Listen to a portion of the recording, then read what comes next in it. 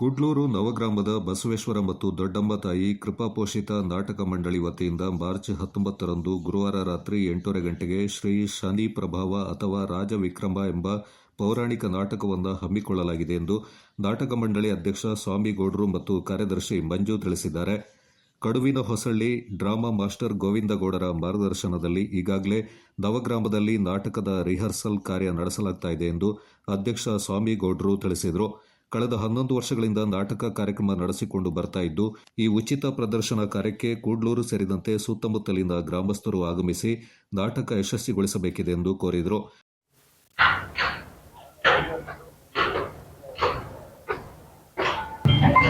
ತಾರೀಕು ಹಬ್ಬದ ದಿವಸನೇ ಪೌರಾಣಿಕ ನಾಟಕ ಶ್ರೀ ಶನಿ ಪ್ರಭಾವ ಅಥವಾ ರಾಜವಿಕ್ರಮ ನಾಟಕವನ್ನು ಹಮ್ಮಿಕೊಂಡಿದ್ದೀವಿ. ಕೂಡ್ಲೂರು ನವಗ್ರಾಮ ಕೈಗಾರಿಕೆ ಬಡಾವಣೆ. ಎಲ್ಲರೂ ಇಲ್ಲಿ ಕೆಲಸ ಮಾಡುವಂಥದ್ದು ಇರೋದು. ಕೆಲಸ ಮಾಡಿ ಕಷ್ಟಪಟ್ಟು ಪ್ರಾಕ್ಟೀಸ್ ಮಾಡ್ತಾ ಇದ್ದೀವಿ. ಅದನ್ನು ಯಶಸ್ವಿಗೊಳಿಸಬೇಕೆಂದು ಎಲ್ಲರಲ್ಲೂ ಕೇಳಿಕೊಳ್ತೀವಿ.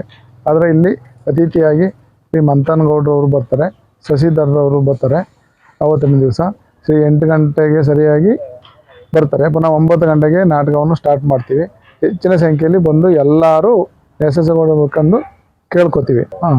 ಕ್ಷೇತ್ರದ ಶಾಸಕ ಡಾಕ್ಟರ್ ಮಂತ್ರಗೌಡ, ಮಾಜಿ ಶಾಸಕ ಅಪ್ಪಚ್ಚು ರಂಜನ್, ಕುಶಾಲನಗರ ತಾಲೂಕು ಗ್ಯಾರಂಟಿ ಯೋಜನೆಗಳ ಅನುಷ್ಠಾನ ಸಮಿತಿ ಅಧ್ಯಕ್ಷ ವಿಪಿ ಶಶಿಧರ್, ಇಂಟೆಕ್ ಮಾಜಿ ಅಧ್ಯಕ್ಷ ನಾಪಂಡ ಮುತ್ತಪ್ಪ, ಕೂಡಮಂಗಳೂರು ಗ್ರಾಮ ಪಂಚಾಯಿತಿ ಸದಸ್ಯ ಕೆಕೆ ಭೋಗಪ್ಪ ಮತ್ತಿತರರು ಅತಿಥಿಗಳಾಗಿ ಪಾಲ್ಗೊಳ್ಳಲಿದ್ದಾರೆಂದು ಮಂಜು ತಿಳಿಸಿದರು.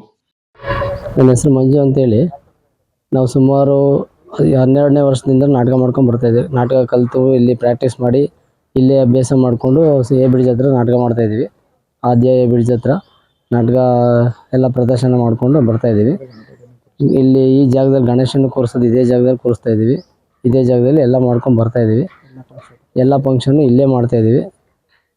ಮತ್ತು ನಾವೆಲ್ಲ ಸೇರಿ ಈಗ ದುಡ್ಡು ಕಾಸು ಡೊನೇಷನ್ ಮಾಡಿ ಎಲ್ಲ ಕಡೆ ಮಾಡಿ ಎಲ್ಲ ಕೈಲಾಗಿ ನಮ್ಮ ಕೈಲಾದಷ್ಟು ಹಾಕಿ ನಾಟಕಕ್ಕೆ ನಾವೆಲ್ಲ ಇದು ಮಾಡ್ತಾಯಿದ್ದೀವಿ.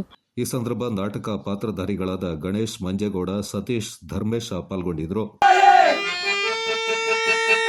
ಕ್ಲೀನ್ ಮಾಡೋಕ್ಕೆಲ್ಲ ಏನಿಲ್ಲ, ತಂದು ಹಾಕ್ತಾರೆ. ನಾವಿಲ್ಲಿ ಮಾಡೋದ್ರಿಂದ ಒಂಚೂರು ಅನುಕೂಲ ಆಗದೆ. ಈ ಜಾಗನ ಒಂದು ನಮಗೆ ಸಾಕಾರ ಮಾಡಿ ಉಳಿಸ್ಕೊಡ್ಬೇಕೆಂದು ಗ್ರಾಮದಲ್ಲಿ ಕೇಳ್ಕೊಳ್ತೀವಿ.